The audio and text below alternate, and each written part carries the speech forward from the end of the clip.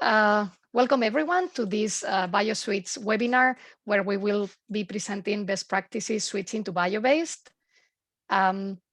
First of all, I would like to let you know that this session is being recorded. We will be sharing the video on social media and on the project's website. And also we will be sending you all a follow-up email in the coming days, where we will include the presentations, this video, and also if we didn't manage to reply any of the questions that you put in the chat, because we have limited time, so sometimes it's complicated to provide answers to everyone. So make sure that you will receive an answer from us later on if we don't manage to do that during the session. If you have any questions, comments, issues, problems, please use the chat function to enter any content you may wish to.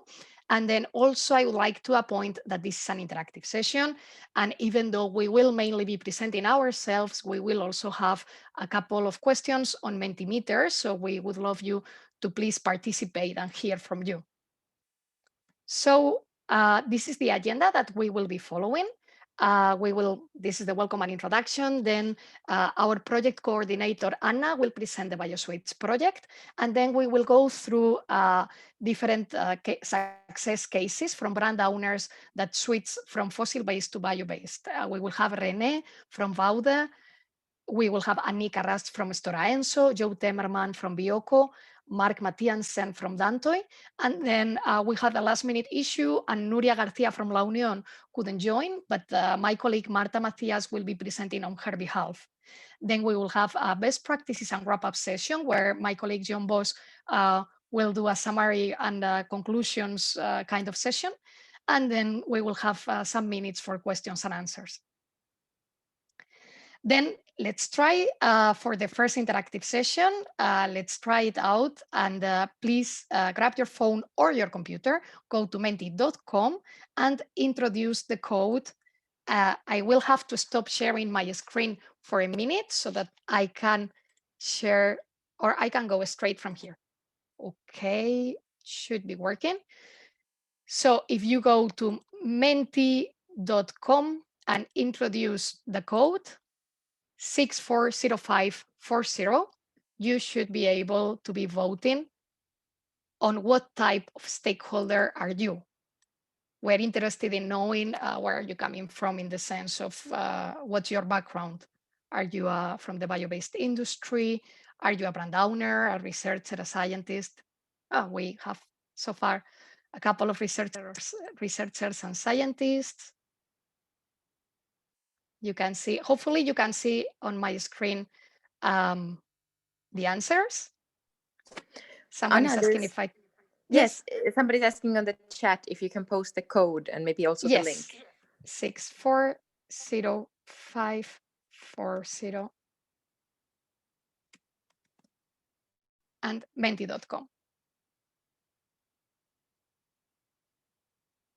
Okay, so we have mainly people from the bio-based industry or brand owners and researchers and scientists. And some people also working at clusters, policymaker.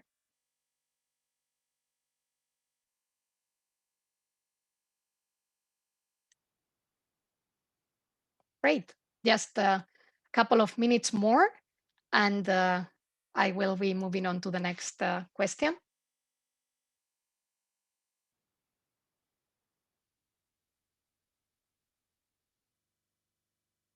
Okay, I don't see anyone else voting, so let's move on to the next question, which is, if you have ever thought, I know this may not apply to all of you, but in case it applies to you, have you ever thought of switching from fossil-based products and packaging to bio-based ones?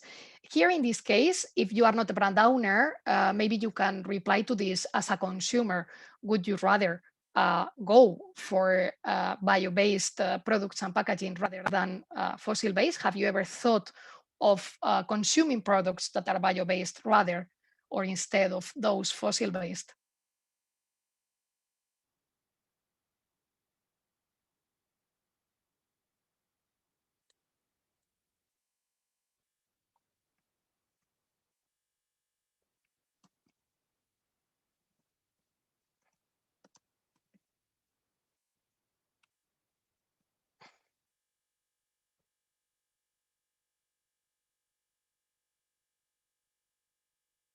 Okay, so we have quite a few people who have already started the transition. That's really great news. And some others who have completed the transition. And we would love to hear from all your stories afterwards.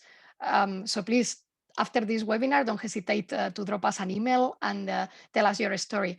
We are actually, as well as we are featuring today these stories from brand owners, we would love to keep on sharing stories from others who have gone through this transition or who are actually going through this transition. So we would really like to hear about your stories. Okay, couple of seconds more to vote, and then I will move into the presentation again.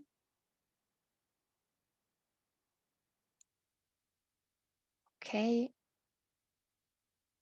So we already replied to this too. So now I'm going to hand over to our project coordinator, Anna, from Click Innovation, who will be presenting the BIOSWITCH project.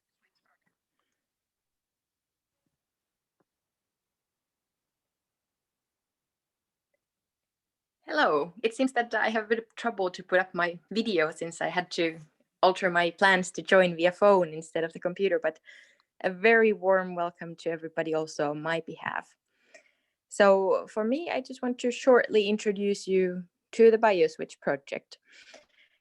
So our BIOSWITCH project, it really aims to bring Europe to the forefront of bio-based economy. And we want to do that by encouraging and supporting brand owners from different sectors to switch to bio-based approaches.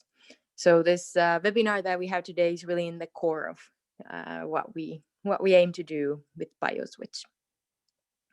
Our BIOSWITCH project has received funding from Bio-Based Industries Joint Undertaking under the European Horizons 2020 Research and Innovation Program.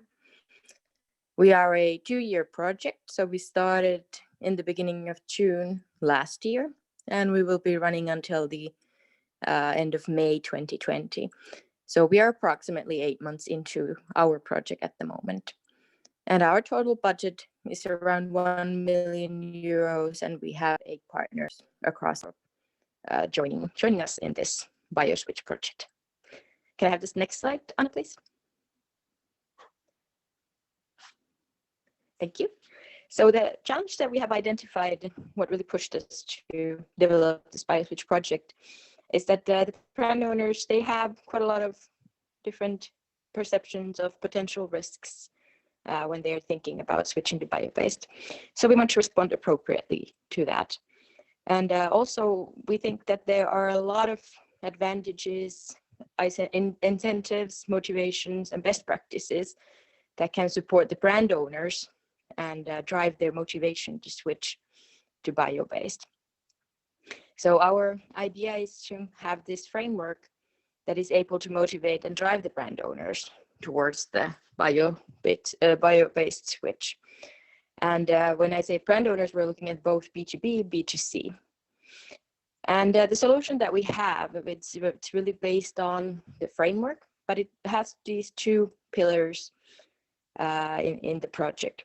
So it's this holistic and systemic approach that we want to offer.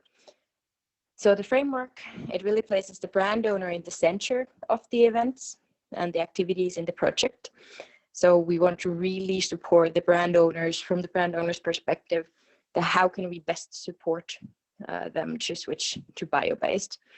And I think one key is to mitigate the perceived risks there. And then another very important pillar of our project is this BIOSWITCH toolbox, which we are developing. And it's this ultimate instrument that can assist the brand owners in the transition journey. It provides assistance for sustainability analysis and also value chain building. Can I have the next slide, please, Anna? Thank you. So our methodology, it's based on these 4 steps. And this stage 1 is something that we have been very hard working on, so the mapping and analysis, so kind of building the framework. And there we've had these different surveys, this best practice review, different workshops, And then the next steps are to further engage in the toolbox development and also validating it. And then finally, rolling it out across the pan-European level so that we can have big impact and also scale the BioSwitch and the toolboxes developed in the project, so that it really supports brand owners across Europe to switch to bio-based. Okay, thank you very much, Anna. That was all of my slides. So big thank you. Thanks, Anna. Thank you. I'm going to hand over now to René BETHMANN from VAUDE Sport, who is going to tell us about his success case and his story. So all yours, René. Thank you. Good morning, everyone. Yeah, so my name is René. I'm the innovation manager at the auto company VAUDE. So we are located in the south of Germany, close to the Lake Constance, and a beautiful surrounding, as you can see on the picture.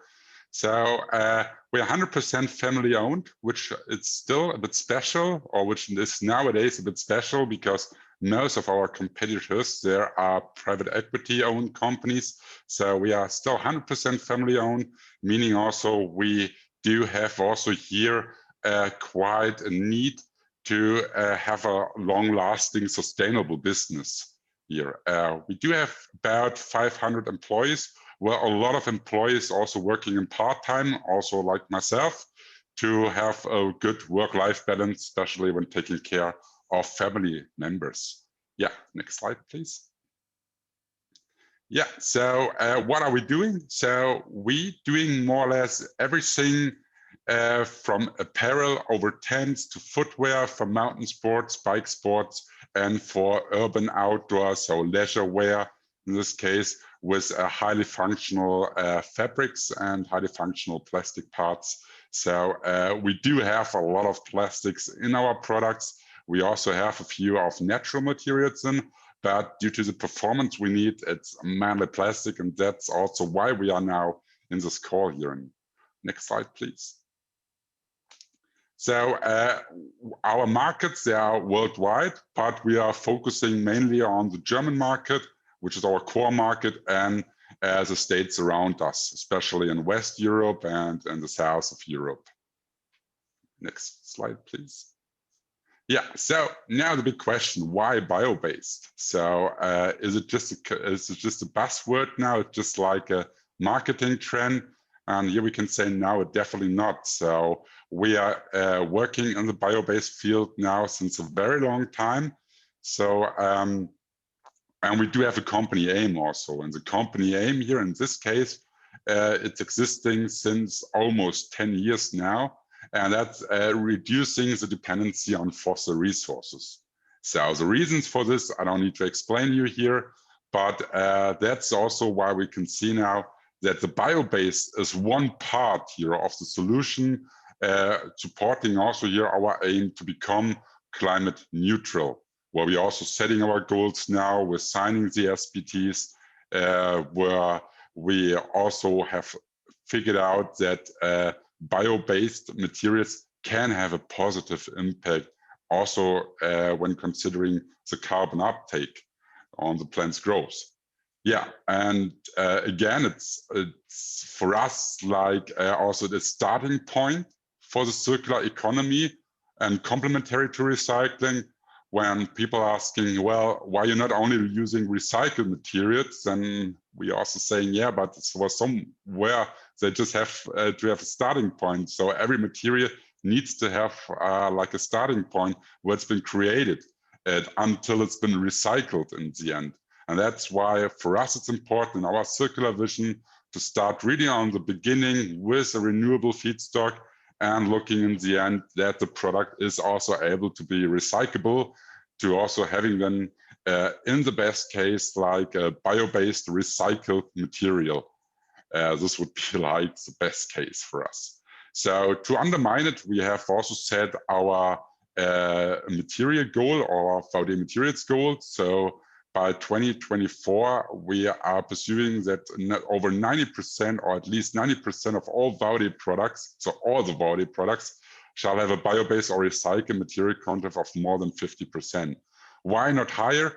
We have spent a lot of time to investigating what is technical possible, what is also theoretical possible.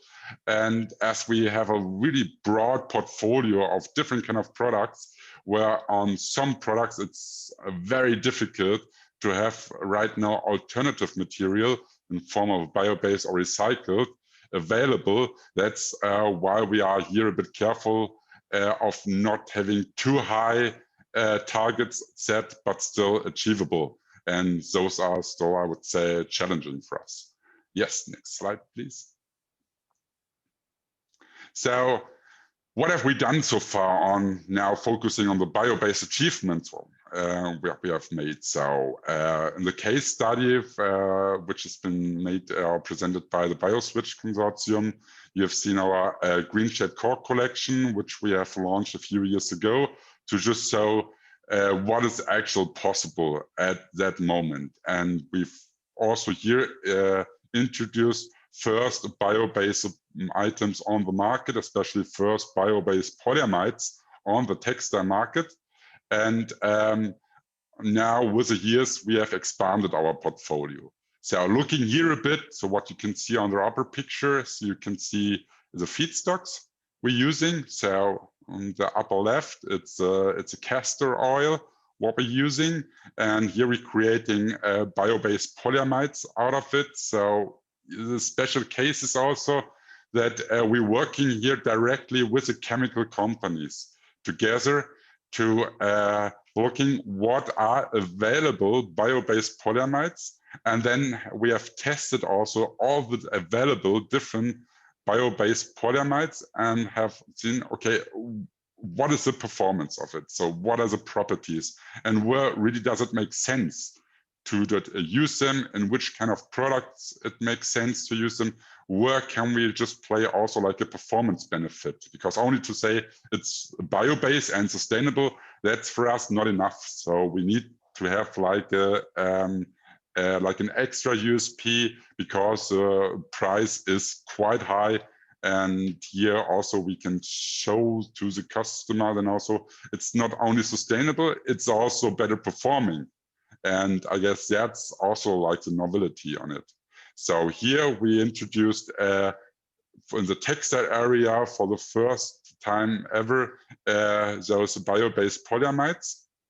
So basically based on out of polyamide 4.10 and polyamide 6.10, but also different ones we're having in the portfolio. Yeah.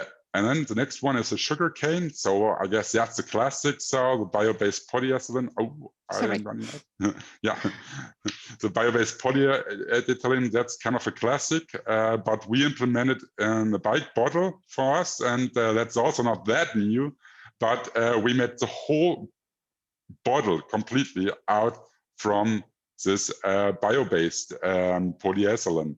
So our, let us say, with bio-based components out from sugarcane. So not only the body or the cap, but also the mouthpiece, which is the thermoplastic elastomer. Also here, we made here for the first time ever, we implemented here sugarcane into it.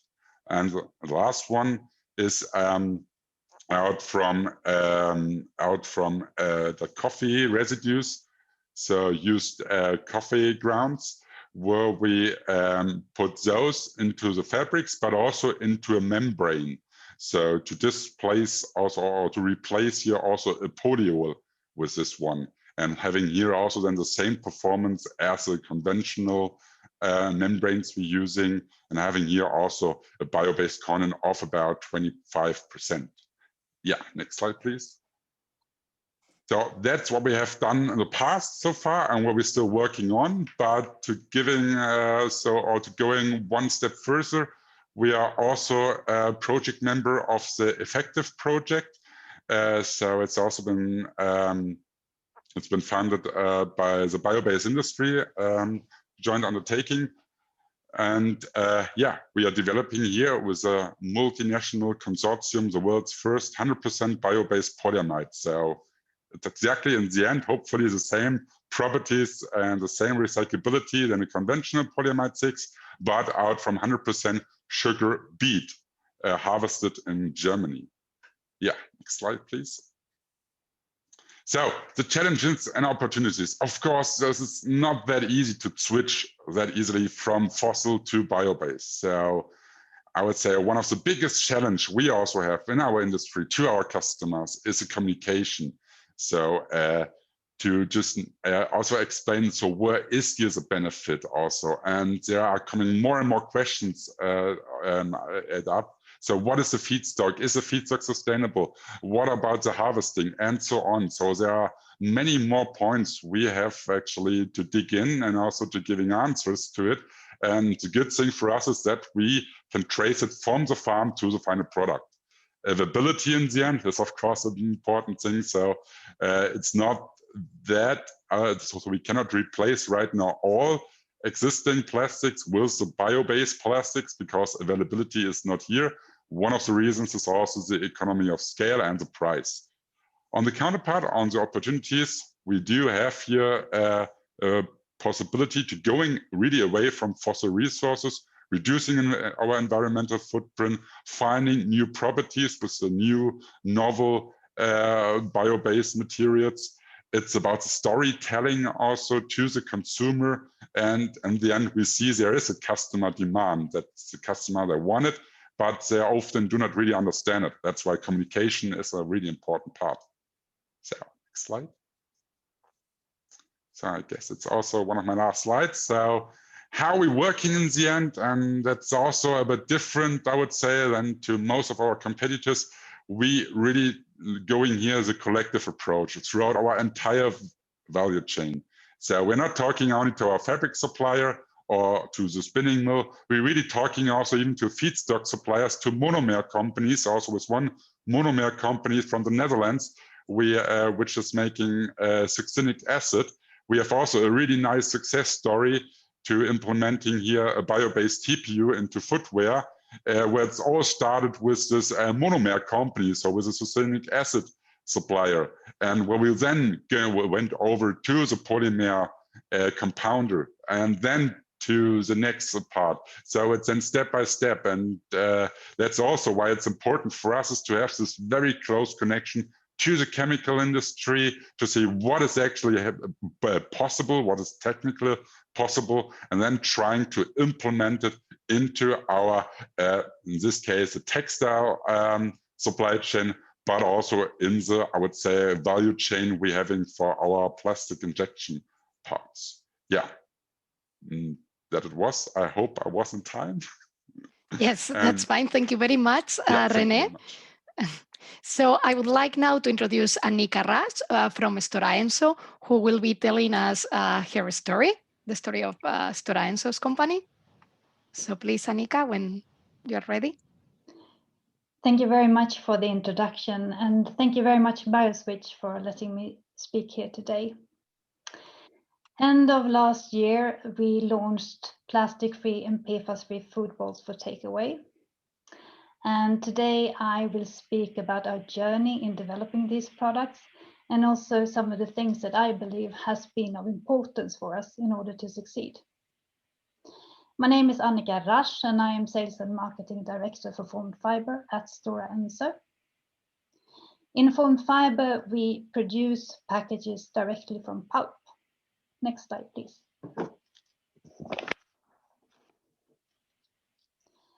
At STORA ENSO, we believe that everything that's made from fossil-based materials today can be made from a tree tomorrow.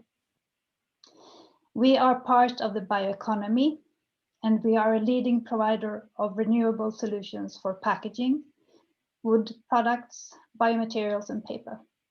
We have around 25,000 employees in 30 countries, and in 2019, our turnover was 10.1 billion euro. STORA ENSO is one of the largest forest owners in the world. And for us in Formed Fiber, this means that we can control everything from the tree, the raw material that we use in our products, until the final package that we sell to the market.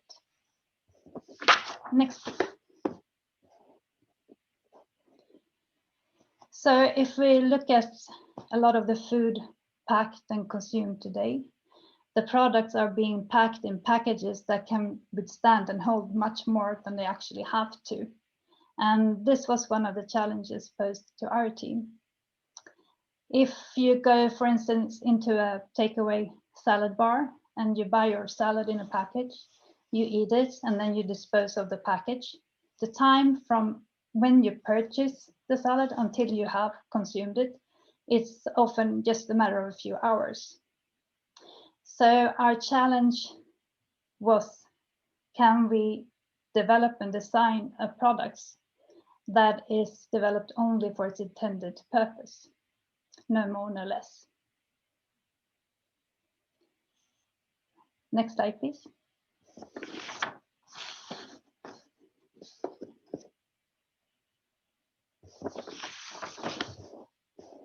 So we started the production and the work knowing that in order to succeed, we had to work together with partners in the whole value chain.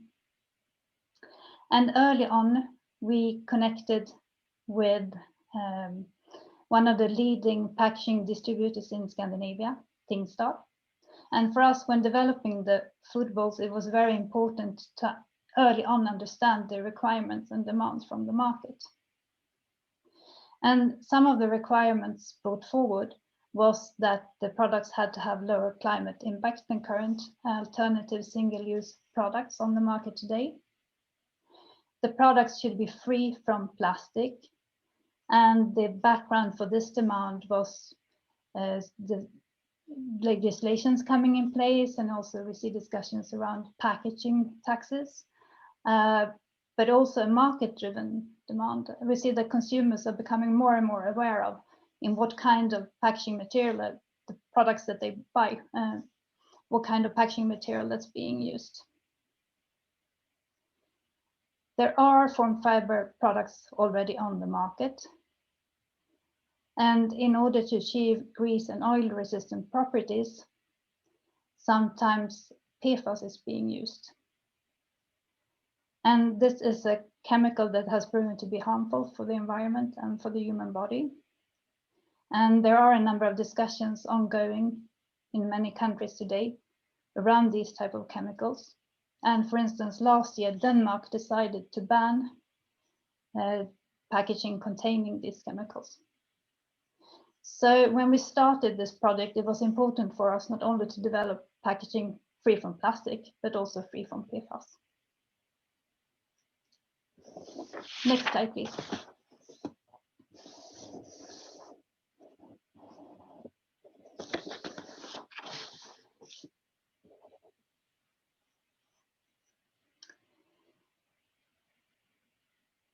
I just want to say a few words about the collaboration in the value chain.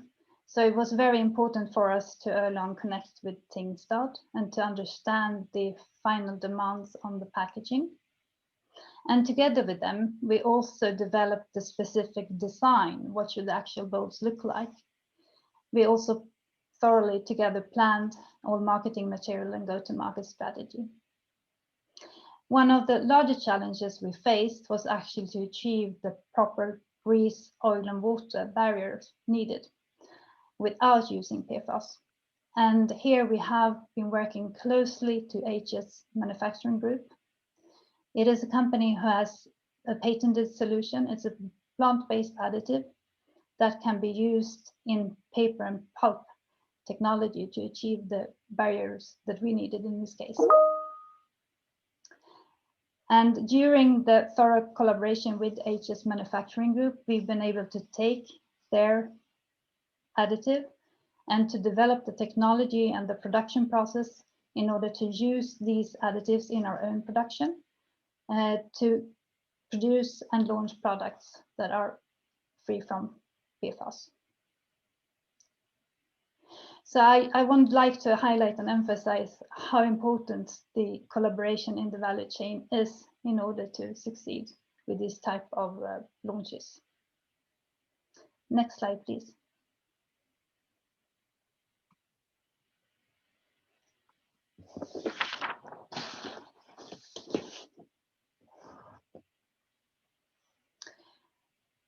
end of last year, we launched our first products together with Tingstad. And some of the benefits that I want to highlight is that they are free from plastic and PFAS. They are made of renewable materials, recyclable in paper waste stream. They are food and hygiene safe, and are made in Sweden from Scandinavian trees. We have launched these products under the Pure Fiber by STORA ENSO brand, and the brand reflects what these products are, made from fiber, pure fiber. Next, please. One of the things that early on was highlighted to be of importance was the climate impact of the products. And here, Tingstad has been working together with RISE, Research Institute of Sweden. And I really want to highlight this initiative. It's really, really nice.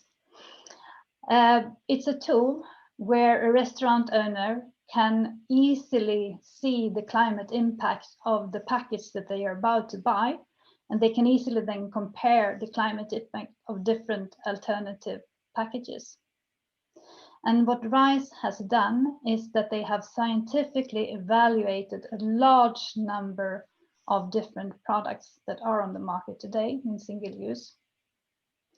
And they have evaluated these in 4 different categories. They've been looking at the material, they've been looking at transportation, circularity, and also the energy used in production. And they rated each product in each category, but also then given the product a total rating. And we're very proud and happy to see that they have rated our pure fiber products with the highest rating, 5 out of 5. Next, please. Congratulations on that, by the way. Well, thank you. And I think while now building, so in a little bit more than a year's time, we've managed to build a factory in Sweden, in Hylte, where we now produce final ready-made packages for the takeaway industry. And I think that with this project, we've proven that STORA ENSO's long experience and knowledge in paper and pulp technology, together with collaboration with the right partners in the value chain, that we're able to launch totally new products to the market. And to summarize, pure fiber is our response to the challenge of creating the next generation eco products designed only for its purpose.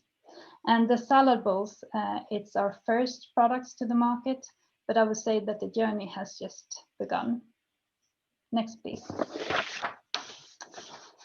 And therefore, I would like to finish by inviting you all, whether you're a collaboration partner, a customer, a supplier, or perhaps a future employee of STORA ENSO, to join us on this exciting journey.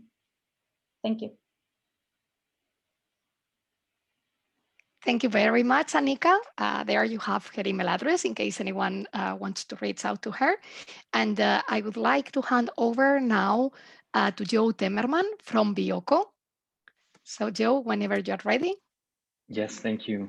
Good morning, everybody. Yeah, we are BIOCO. We are a small organic artisan coffee roasting company from Belgium, near in the south of Brussels. And well, we only do organic coffees. So we are the only coffee roaster in Belgium and Luxembourg, only producing organic products, mainly coffee. We have some other products as well, but we still are a coffee roaster. We do 100% organic, but 100% Arabica coffees as well. So it's also a quality product. And we roast our coffee beans on a slow roast process, guarding the taste, to a maximum of the coffee. Our slogan is BIOCO leaves nothing but great taste. That's what we try to do. That we don't want to have a lot of packaging, but sometimes you need packaging to transport the product. But there we still invest in a lot in bio-based packaging.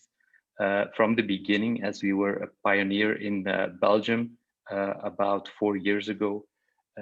We were the first coffee roaster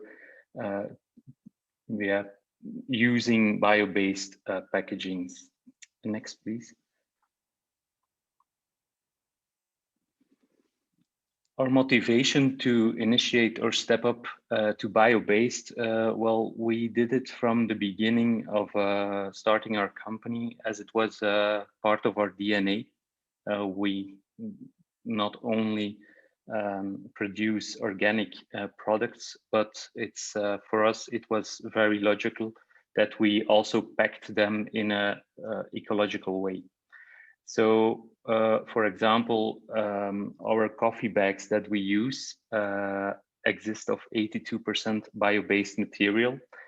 It is not possible for us for the moment to have 100% bio-based, as we have to guarantee the freshness of the product of the coffee for about 12 months, and therefore we use a sort of aluminium film. So that's why we don't have 82%.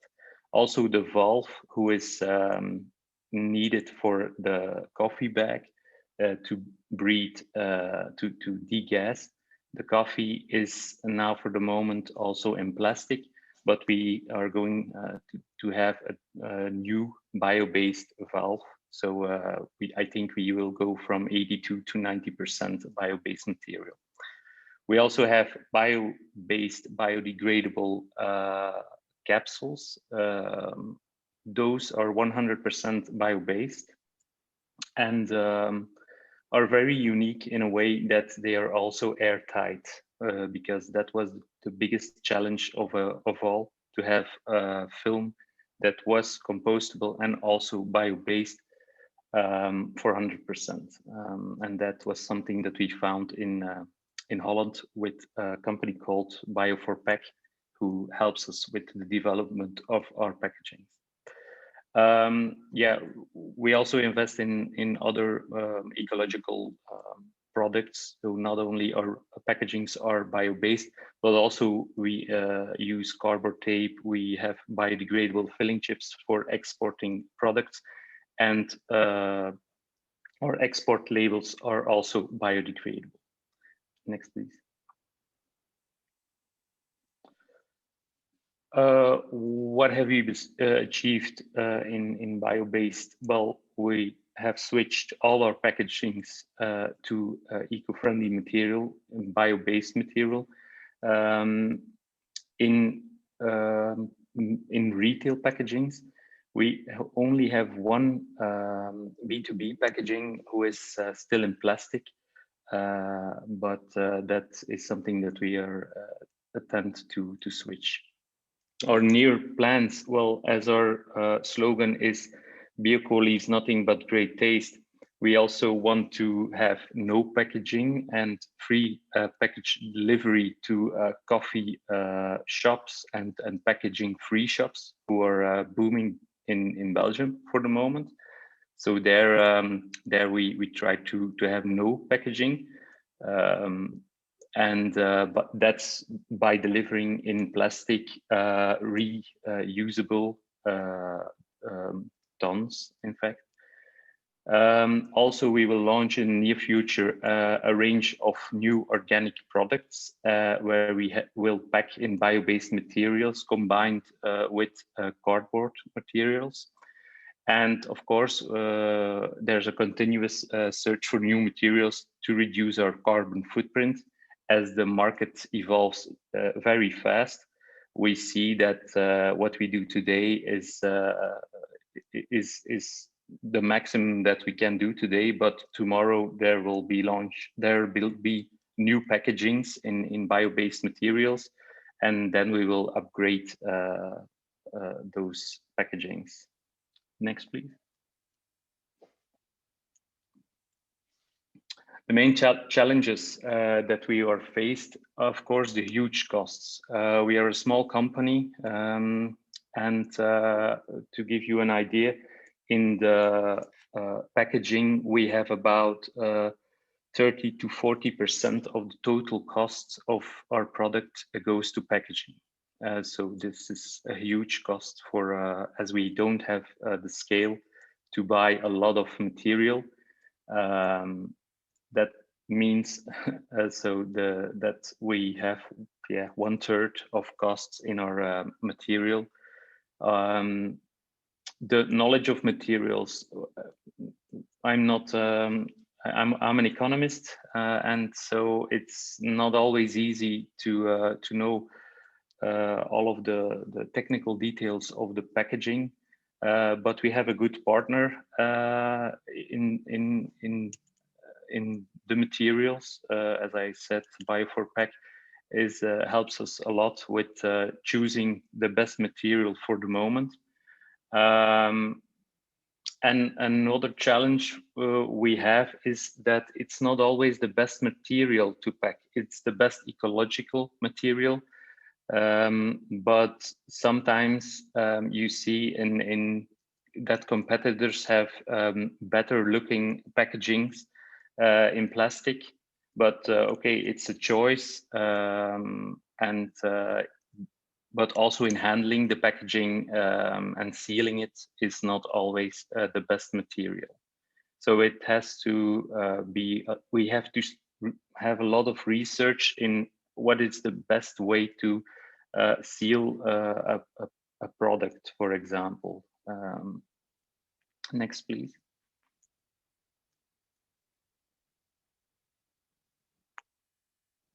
So the key elements for success, we believe that after 4 to 5 years of having the bio-based materials, that we have to go for persistency in going that direction, and it's really not a small step. It's really a big step from the beginning, as it costs a lot. And also, it's very difficult to for the communication to the consumer.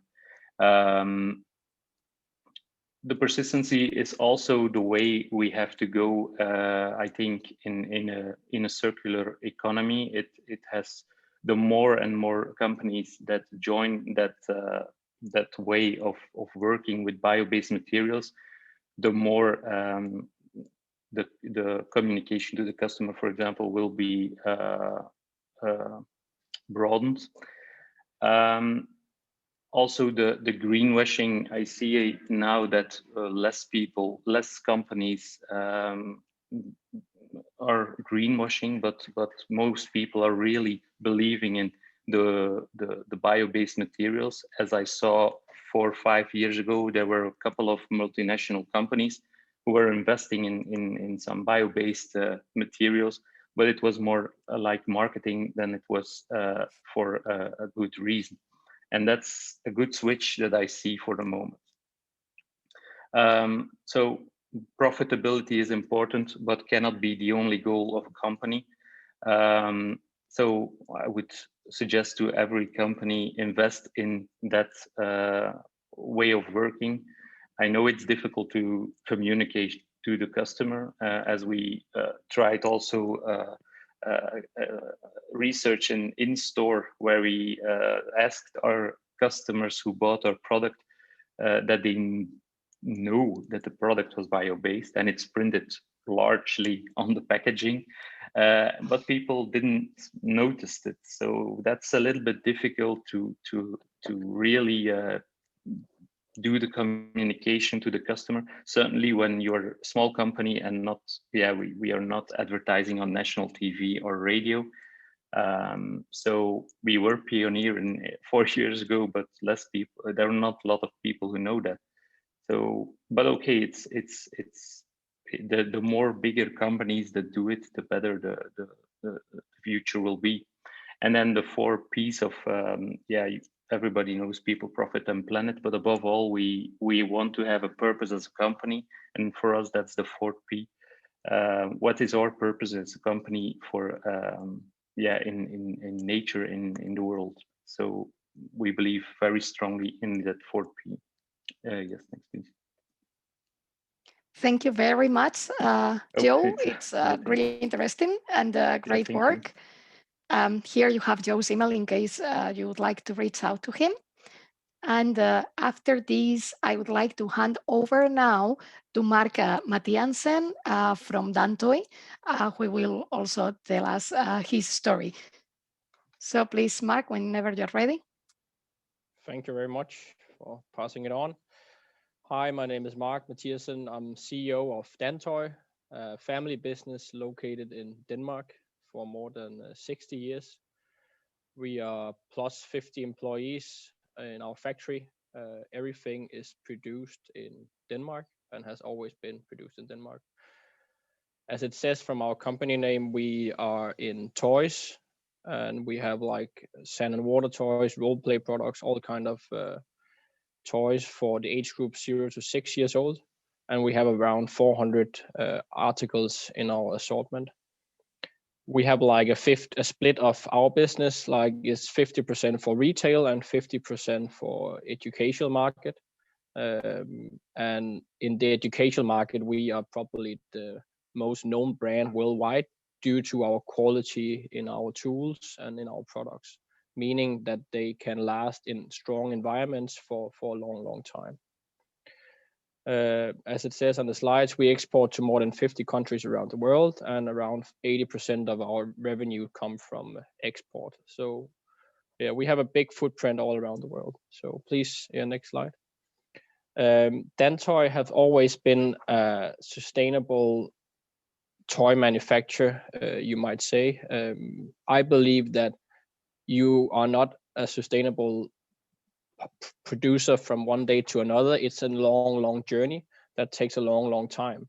So when we go back in our history, we could see that we got rid of PVC in the 70s, long before that was banned within toys. We got like ISO certified up amongst the environment in late 90s. And we also, as it says here, have the Nordic Eco Label. The Nordic Eco Label is a certificate where it looks on the entire product from production until recyclable phase, and also look in the chemistry of the product. We were the first and still is the only one who is able to carry this kind of license on our products. So that we are very happy about. On that journey, I talked about sustainability. For us, it was natural in 5 years ago to start a project looking on what could be an alternative to a fossil-based product or fossil-based raw material. And that was when we started the project to look into which kind of biomaterials do we see in the market. And it was a tough job to find a suitable raw material, because we tried with corns, we tried with leftovers from this animal disposals, with potatoes, etc. But none of that had the strength of a toy which has to be played with 100 kids a day. But we ended up and found something suitable for us. Some of you have already mentioned it, sugarcane, and that's the series we launched and brought to market in 18. And yeah, so yeah, please move on.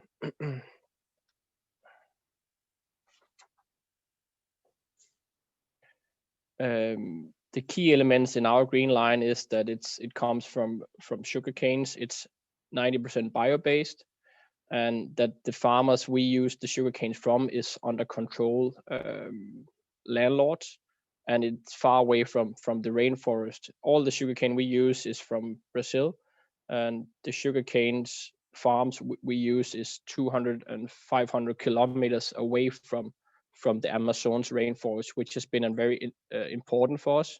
It's also important for us that you cannot like take this sugarcane and eat it. So it's a leftover product from the feedstock we use for our products. So you cannot go by the versus that food for choice. We don't like that saying. So it has to be like something we cannot eat, which we use for choice. It has the same product lifetime, and it's 100% recyclable. And the packaging I will show you on the next slide is also like the entire universe about our bioplastic line is that we use a sugarcane for 100% recyclable, and then also the packaging is made 100% from recycled material as well. So please move on. And this is just some pictures of this of our different products. You see in the middle the boxes I talked about. They're coming for recycled carbon material, paper material. And when we got to the market in 18 with our sugarcane line or bioplastic line, there was no bioplastic alternatives in the toy industry on a big scale. So what we thought of as one of the inventors in this sector was that put a lot of effort and a lot of space on the packaging to tell the story about what is sugarcane, because it's so different. And there was also somebody earlier talking about greenwashing. There's a lot of greenwashing out there. So we believe that it's very important for us to be a transparent company and tell exactly what's the story of our bio line in order to get the consumer to understand what they are buying. Yeah. So please move on. And actually all this effort paid off last year when we came second of the most sustainable toy manufacturer in Europe, which we have never been able to compete up against before. So the consumers have received it very, very well. As I said, we launched it in 18. 42% of our turnover today comes from a sugarcane product, which is quite successful. As it says here, it has exceeds the expectations of Dantoys, and then also the honor of being runner-up as the most sustainable player within toys. We are very happy about, since we are a small company located in Denmark. Yeah. Congratulations on that as well. Yes, it's amazing. Thank you very much. Yeah, and the next one, please. So what do we see as the main challenge? And some of you have also touched that before. It's actually the supply. We could do more in bio-based, but right now we are holding back because the material is simply not out there. There's simply so many switching to bio-based products, but the supply cannot meet the demand at the moment. So from that perspective, right now we are holding a little back, but we are also certain when we move a little further in a couple of years, there will be more and more supply and more players in the market. Of course, the price is also a lot higher on the bio-based than the fossil granulates that we use. But again, it's a completely other story. So I believe that if you are good enough at telling your story, how it's different, you will also be able to sell the product at a much higher price. And the reason we don't have like 100% bio-based is the coloring. We use some master batch for changing or making the plastic have some kind of colors, and the players out there for master batch have a limitation about which kind of colors can you use and how can you make them, and that's a little difficulties from our perspective, because in our range we use like the fashion companies to see which kind of fashion colors will be next, and then adjust them to our toys. And many of those colors you cannot mix in a bio environment. So we really hope that there's some suppliers or some suppliers out there today who can be able to take that challenge up and make it like a broader assortment of master batches. That will definitely help, not us, but all in the sector, I guess. And next one.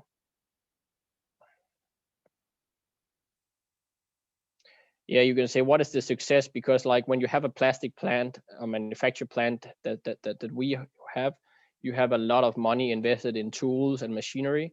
So one of the most important part was that the material we found in 2016 could run on the same tooling and machinery, because otherwise we would have to buy a new plant in order to get that running.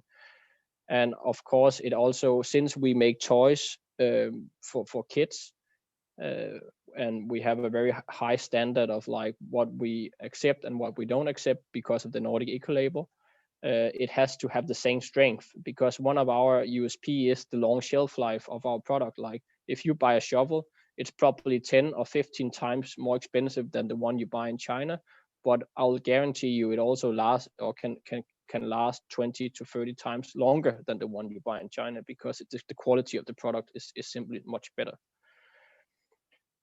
So the quality of the product was very essential to us, and that's why we could not use bio-based from corns or for potatoes, because the strength of the quality was simply not there. And of course, one of the biggest issues probably right now is the stable supply of the bio-based granulates, because the demand is peaking so much at the moment. Yeah. Next one, please. I think that was my last slide, Mark. Yeah, I think that was mine as well, so that's fine. Okay. Okay. Sorry, I got scared for a moment. Like, okay, I missed something. No, okay. So thank you very much for your contribution. It's really interesting to see different brand owners with different, so different products. It's really good to see that you are also in the toy industry as well. So let's go now for the last presentation about success stories.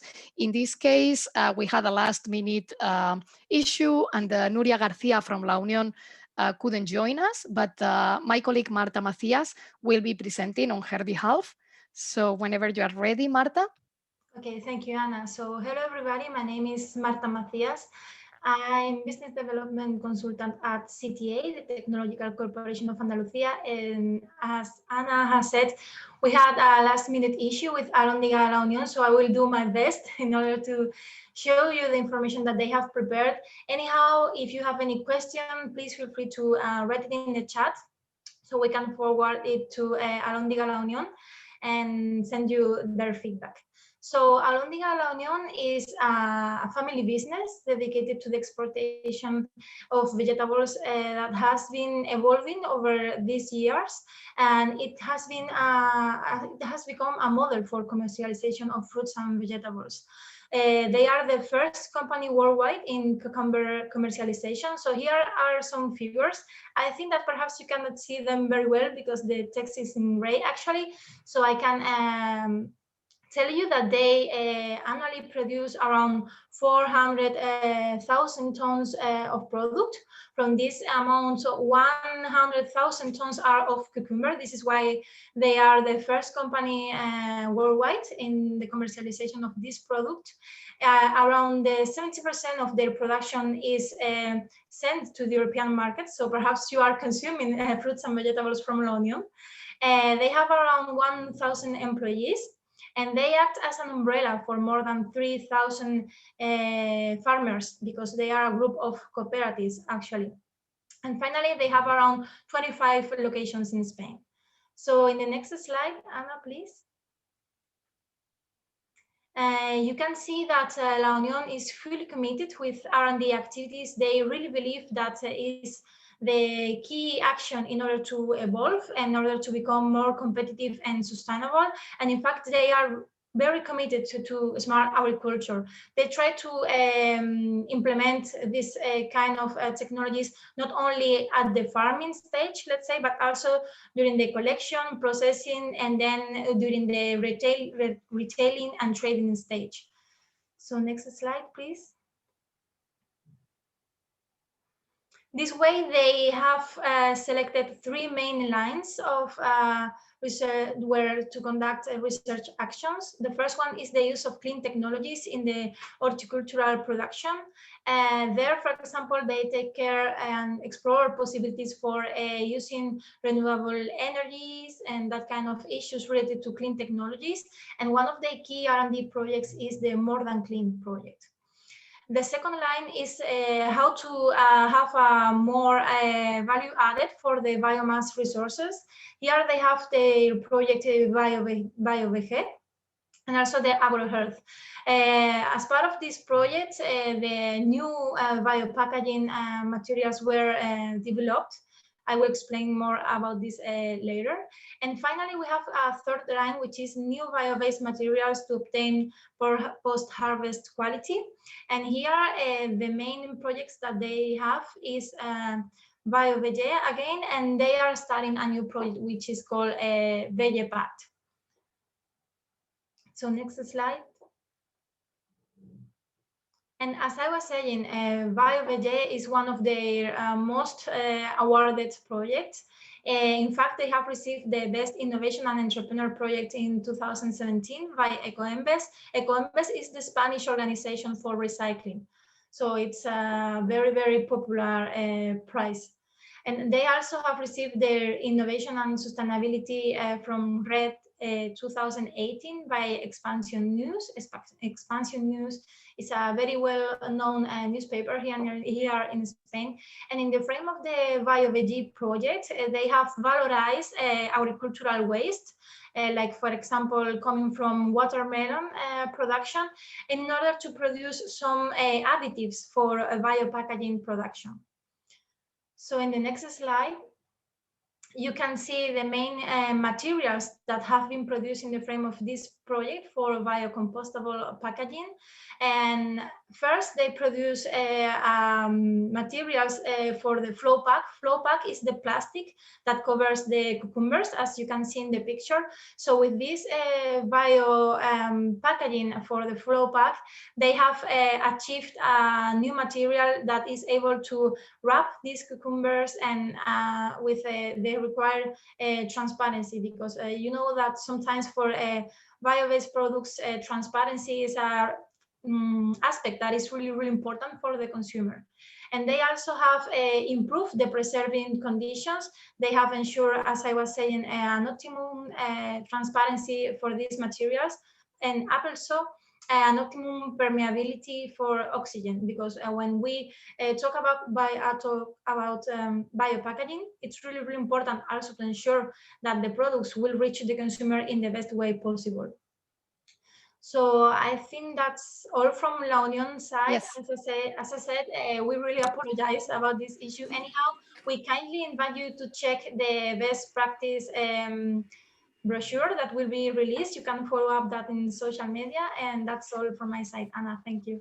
Thank you, Marta. I have also included here Nuria's email in case anyone would like to send her a direct email or have questions to them. We can also forward them to them anyway, but in case they want to reach out to her directly. Thank you, Marta. So now let's go for the wrap-up session where our colleague John Voss will sum up some of the best practices and do this wrap-up. So please, John, whenever you're ready. Okay, thank you, Anna, for your introduction. I think we had a great webinar today. I was impressed by all the stories I learned, and I knew a lot of them already. I hope you had the same feeling. In total, in our project, we have covered 6 best practice case studies. And we had 5 of them here, and it's really great to see, as I was saying, how many different fields they are covering. They are all so different from each other. Exactly, that's also what we actually try to achieve, to have a mix of different types of companies, from different sizes, different geographical markets, different applications, etc. And all in all, I think we have managed to have an interesting set of case studies across different sectors, including the 4 sectors that our project is focusing on. We are using these case studies to produce a series of fact sheets, and 2 of the fact sheets are already available, the one on VAUDE and the one on BIOCO from Belgium, and the other 4 fact sheets will be published soon, in the next couple of weeks. Next slide. As I already said, we have a highly diverse set of case studies. Some of them focus on bio-based products, whereas others are on bio-based packaging. Despite all these big differences, there are something that they have in common. And first of all, they're using bio-based products used in everyday life. So it's goods and packaging that you come across every day. And there is also a very strong focus of all of the brand owners on innovation. And today we learned also on communication. And you could say that sustainability is even part of their DNA. And what we did not use as a selection criteria, but what appeared when we did the analysis is that each and every of these examples has won an award of some sort. It could be for the use of a renewable material, for the product design, for the company orientation on sustainability, innovation, or entrepreneurship. Next slide, please. As already mentioned, we did a cross-assessment of the best practice case studies. We described this in a report that is available already or will be available soon. And then we look at the common motivations of the case study companies, the product innovations, the barriers and challenges that they encountered, and also the lessons learned and the messages to share. Our speakers detailed on the 3 bullets already today, so I'd like to focus on the last one, the lessons learned. Next slide. So here's the first slide with the lessons learned and some conclusions. Bio-based materials are a way to reduce a product's and therefore a brand's and company's impact on climate change. This is something, for example, we learned from VAUDE, but also from others. And the use of resources, while also improving technical attributes. Yeah, keeping the functionality of the product intact is a key message we heard across many of the presentations. The traditional thinking that a sustainable product delivers lower performance might therefore become obsolete. An issue mentioned by Mark from DANTOY is the requirement to be compatible with existing processes, especially for the smaller operators. Investing in a new product line is a very high expense. Therefore, compatibility with existing processes is key. For a small company, we have, for example, BIOCO on board today. Being the first mover adopting a bio-based innovation can offer advantages, especially in terms of strategic decision-making, supplier collaboration, and pricing strategy. However, it is certainly not easy to be a first mover, a first bio-based innovator in the industry. And that's something I think we heard from a lot of our presenters today. The 5th conclusion is that the bio-based transition journey can support company staff in opening their minds to developing new products and working methods. Maybe it was not that mentioned often today, but I think it's highly relevant. Yeah, it helps an entrepreneurial mindset also with your employees and company staff. I think ANNICA from STORA ENSO mentioned indeed that being a sustainable producer is something that can also make you an attractive employer. Next slide. Bullet number 6, to succeed in developing and deploying innovative bio-based products at commercial scale, collaboration is key. Well, I could have put collaboration in key capitals here. Without collaboration within the value chain or even beyond the value chain, I think you're simply not going to make it. It's too complicated, too challenging to achieve something without such collaboration. Brand owners can take the advantage of the growing trends among and the awareness of consumers for sustainable products. But communicating the story is not easy, and the road ahead can be long and windy. Next bullet is that an open mind, an entrepreneurial spirit, I would say persistency, even more than motivation, are key. It is important to be consistent and not give up, stay focused, be patient, and be aware of problems and opportunities. And if your motives are greenwashing, then you will not come very far. And I'm really glad to hear that several of today's speakers indeed mentioned that this is the case. And last but not least, the best practice case studies are proof that despite the many barriers and challenges, a transition to bio-based is possible. A transition may be a long journey, it may come stepwise, but there are certainly a lot of possibilities. And yeah, we've had a widespread of products and packaging illustrated today. And I think this is evidence that these possibilities and opportunities to make a transition are almost everywhere. Next slide. And I think this is also the last slide. We only had room to present 5 cases in more detail. We cover 6 in our project due to resources in money and time. But yeah, there are plenty of other examples of what can be done with bio-based materials. And I mentioned a few here from 4 other projects funded by the Commission. There's a bio-art gallery where they have high-quality illustrations showing what feedstock is used for what product. BioBridges brought out a video early last year on a bio-based day. The Bloom project produced a booklet with covering a journey to the bioeconomy future. And I was involved in the Road to Bio project, which looked at business opportunities for bio-based chemicals. And with that, I'd like to hand back to Anna. Thanks.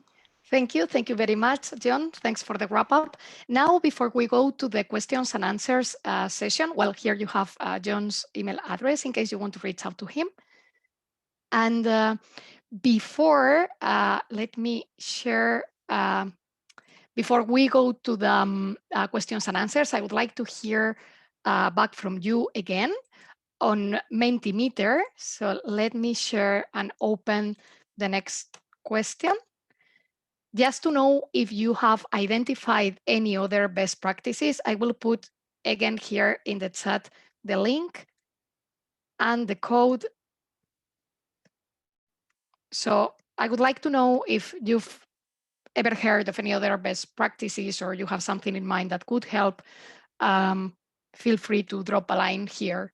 And because I'm sure, for example, one of the things that was constantly mentioned was communication, how important is communication. So maybe you have other best practices in mind, or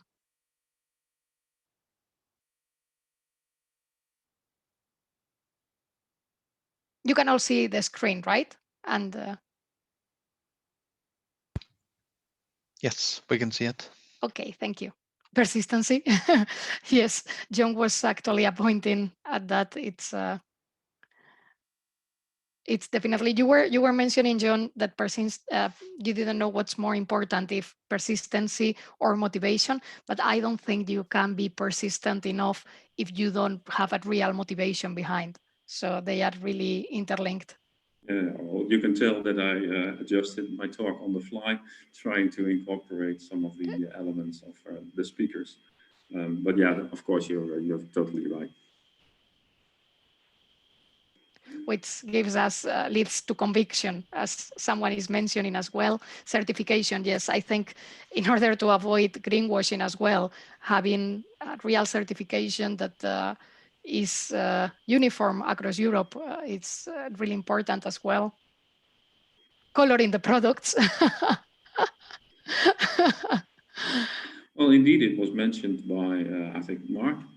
Yeah. One of the options to increase the bio-based share of the toys even further is to have a larger choice in colors. Yes.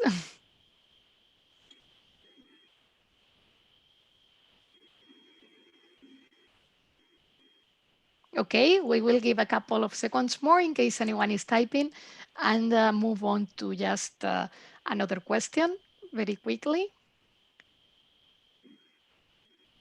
Yeah, the abbreviation LCA for life cycle assessment is mentioned here. Indeed, doing an environmental impact assessment of your product production process is important. It's also a big challenge, in particular for the smaller companies. We've heard ANNICA from STORA ENSO tell about this, what's it called, climate profile? Climate compass, which I think is a very nice development, showing the impact of the product. It would be ideal if such a thing would also be available somehow for smaller companies, because it can be very costly to do an assessment.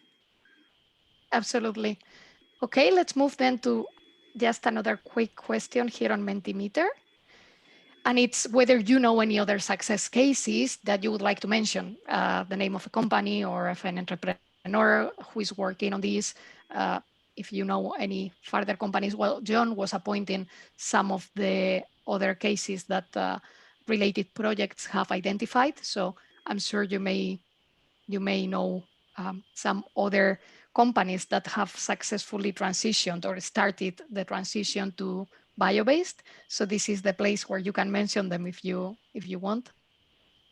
Yeah, and while you are typing, I was already giving the answer to this question in my previous. I mentioned Rodenburg Plastics, and they're a Dutch company in the Netherlands. For example, they worked on material that can be used in water and where it biodegrades in water to protect plants from being eaten by animals and etc. And then when the plants are sufficiently grown, and they can resist the animals from eating them, and then by the time the biodegradable encasing will have degraded. The same company also worked on a bio-based wrapper for the Mars candy bars. And yeah, now new names are popping up on the screen. I see Tata Motors, that sounds interesting.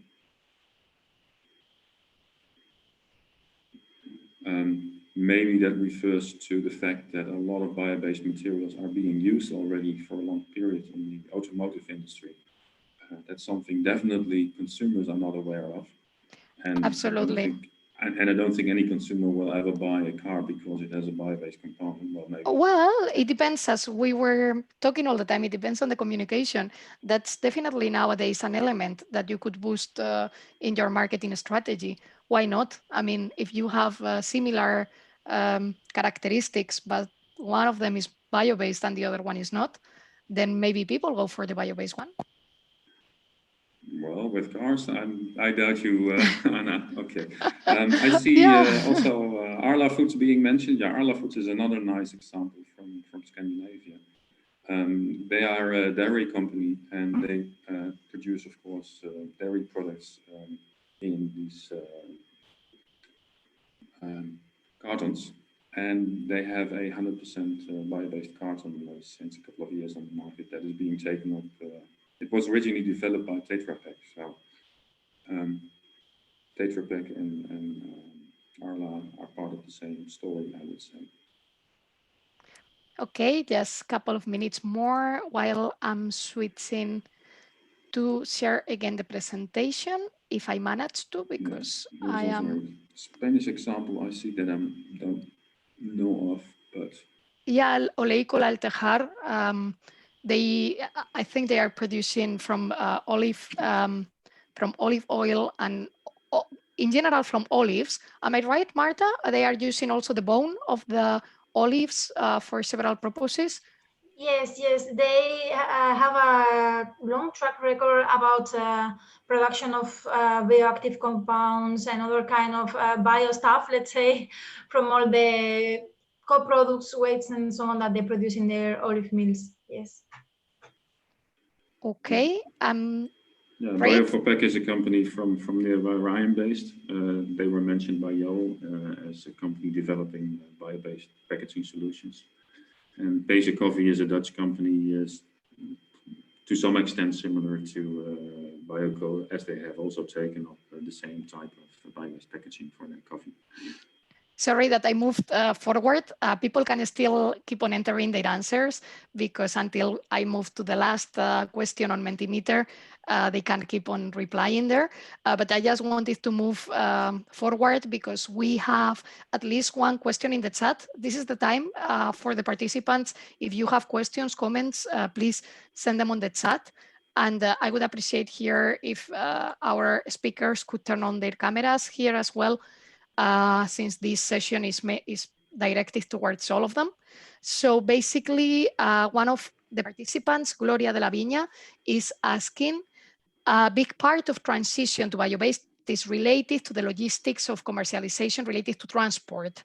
And she's asking if you could give any example on how you are minimizing CO2 fingerprint in this area and whether you are doing something or not, and if you are thinking of new innovative internationalization business models.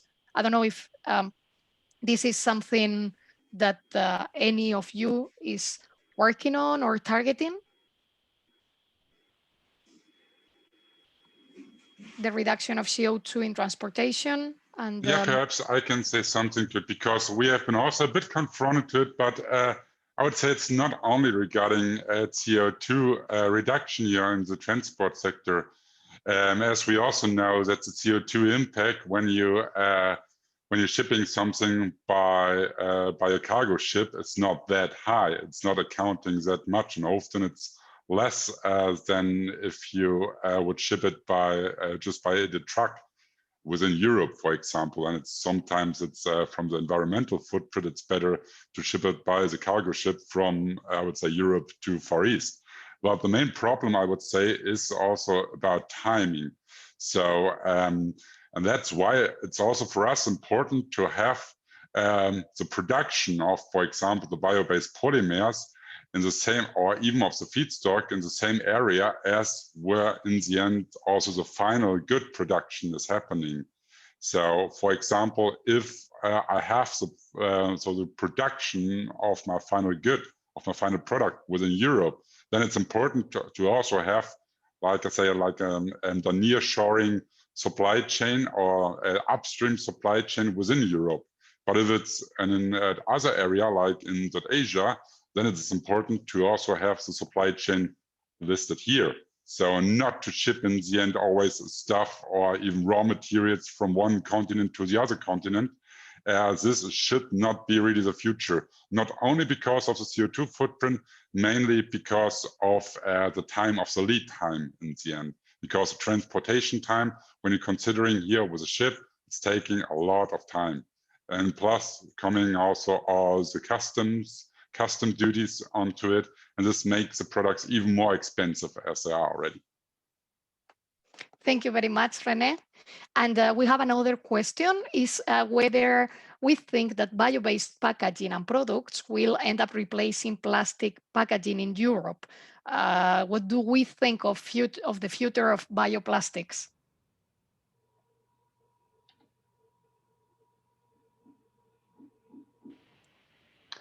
Well, I can answer from my perspective from formed fiber, and I believe that with the formed fiber technology we are able, I mean, in the way that we produce our products and with the kind of additives we can use in the pulp to achieve certain type of barriers, we are able to replace current plastics products on the market. And when it comes to bioplastics, I see that this could be a complement to our existing technology in order to achieve the type of barriers we're not able to achieve with just the current technology we have. Thank you, Annika. Someone else is asking that some of the speakers mentioned the cost as a barrier, the barrier of competing with fossil fuel materials on low cost. And they are asking if maybe you could talk a bit more and elaborate on this, and how this the playing field could be leveled. Is that a question to me? It's a question to anyone, basically, anyone that would like to comment a bit more on how can we confront this barrier of competing with the low cost of the fossil-based materials, how that barrier can be overcome. And well, I don't know if anyone wants to comment on this. Otherwise, I would appoint as the speakers. I'm not an expert on this, as I'm not a brand owner, but according to what they were discussing before, of course, you need to raise prices when also your ingredients are more expensive.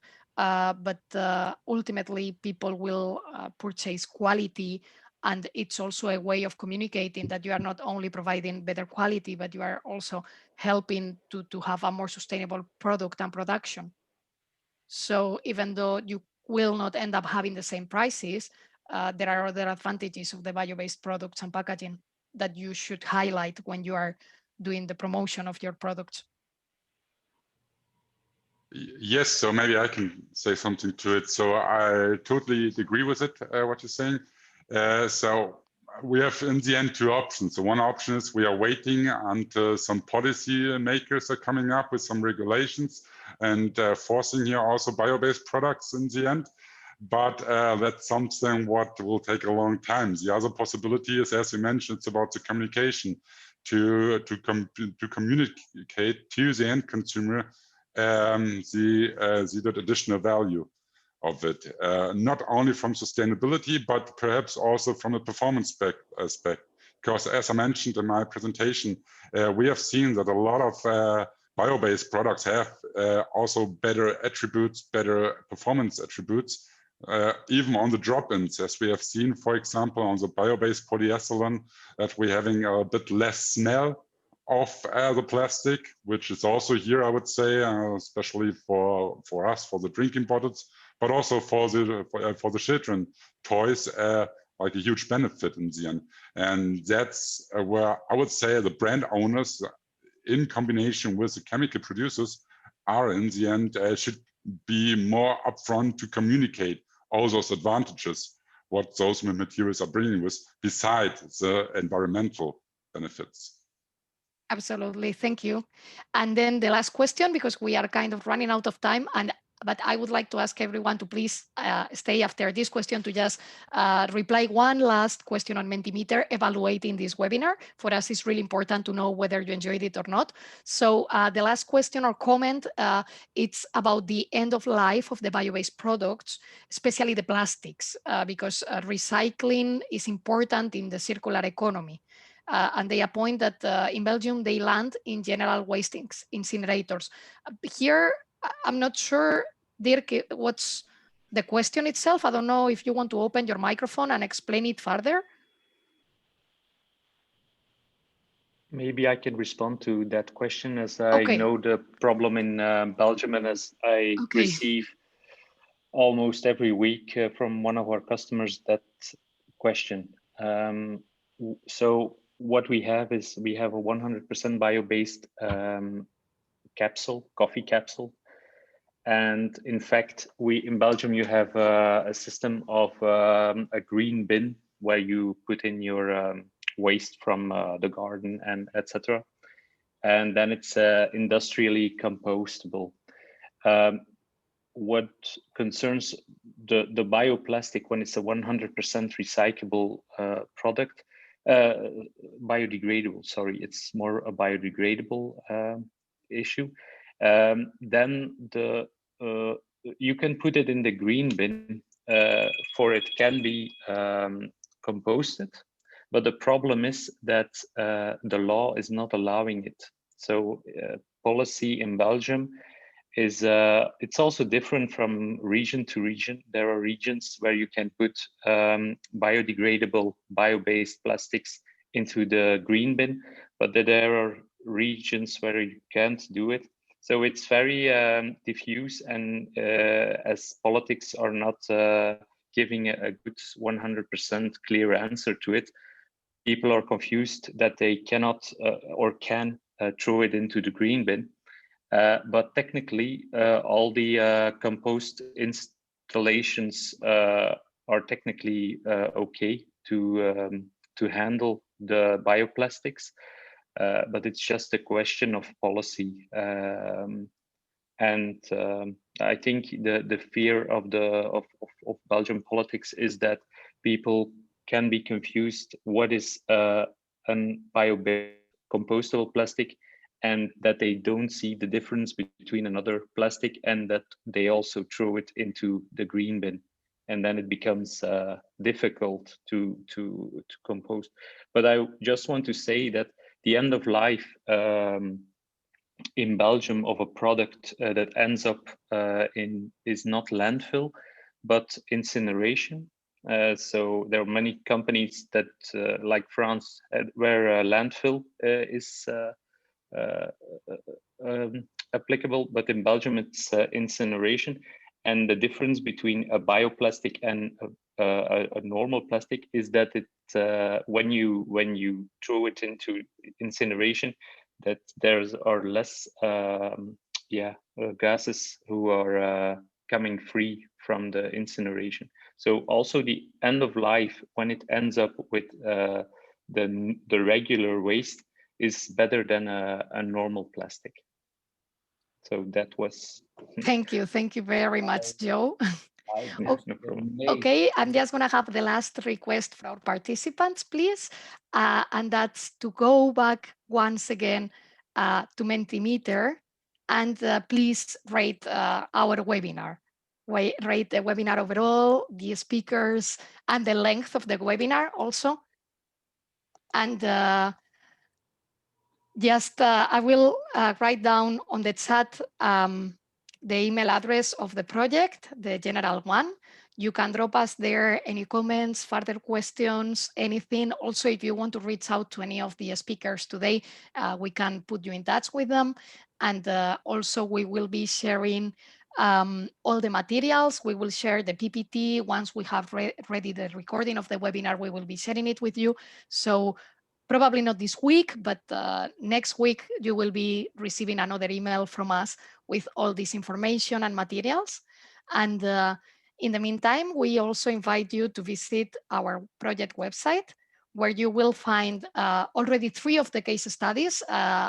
John, my colleague John, was mentioning that there are already 2 on the website, but actually there are already 3. We just uploaded the 3rd one. And there will be 3 more coming. 5 of them are the ones presented today, plus another one. And we will be nurturing the website with several different materials, success cases, best practices. So please stay tuned. Follow us whenever possible on social media. And once again, thank you so much for our great speakers and for our audience for attending. And I think that's all from my side as well. So thank you very much, everyone. Thank you. Thank you, and have a nice day to all of you. See you. Bye-bye. Bye. Bye. Thank you.